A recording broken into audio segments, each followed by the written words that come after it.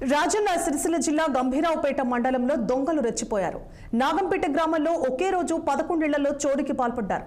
గ్రామంలో తాళం వేసి ఉన్న ఇళ్లను టార్గెట్ చేసిన దుండగులు 4 ఇళ్లలో బీరువాలు పగలగొట్టి బంగారం, వెండి ఆభరణాలతో పాటు భారీగా నగదు ఎత్తుకెళ్లారు.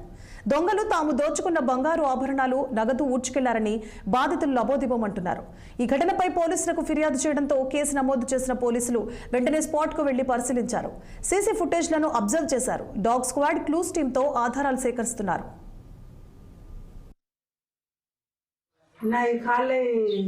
ఒకటి 21 తులం ఉంటుంది గొలుసు పట్టీలు, మళ్ళీ కొన్ని 14 తులాలు, రెండు జతల పట్టీలు, ఇక మా బిడ్డ గొలుసులు, మా మన్నరాలి గొలుసులు. గొలుసులు అంటే బంగారం, పట్ట గొలుసులే, అల్లే పట్ట గొలుసులు. నా గుండ్లు ఒక్కటి సాయం డబ్బులు పోయినాయి. ఇక డబ్బులు లేవు మా ఇంట్లో.